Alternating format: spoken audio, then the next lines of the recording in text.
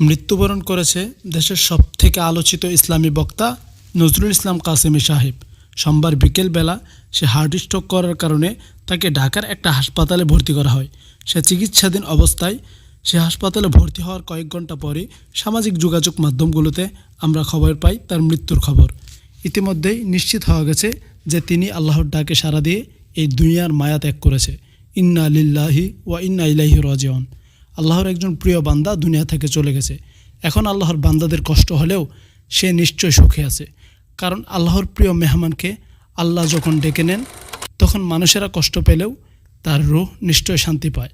আল্লাহ তাআলা তাকে জান্নাতুল উচ্চ মাকাম দান করুক। আল্লাহ তাআলা তাকে জান্নাতুল ফিরদাউস নসিব করুক, কারণ সে এমন একজন বক্তা যার মাহফিলে হাজারো যুবকেরা চোখের অশ্রু ঝরত শুধুমাত্র তার কথাগুলো শুনে।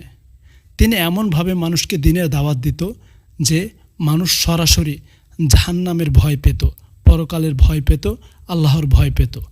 তিনি এমন একজন মানুষ ছিলেন। আল্লাহর ডাকে সাড়া দিয়ে তিনি ইতিমধ্যেই দুনিয়ার মায়া ত্যাগ করেছে। আমরা তার জন্য দোয়া করি আল্লাহ তাআলা যেন তাকে জান্নাতের উচ্চ মাকাম দান করে। কিছুক্ষণ আগেই এই নিউজটা আমরা পেয়েছি। নিউজটা পাওয়ার সাথে সাথে আপনাদের সাথে ছড়িয়ে দিলাম।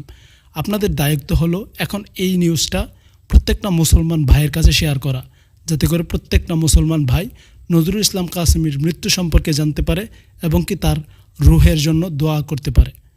আল্লাহ তাআলা নিশ্চয়ই সেই ব্যক্তিকে জান্নাতের উচ্চ মাকাম দান করবেন, কারণ তিনি সব সময় তার জীবনের প্রত্যেকটা মুহূর্তে আল্লাহর জন্য দাওয়াতি কাজ করে গিয়েছেন। তিনি ইসলামের জন্য দাওয়াতি কাজ করে গিয়েছেন, মাঠে ময়দানে কষ্ট করেছেন।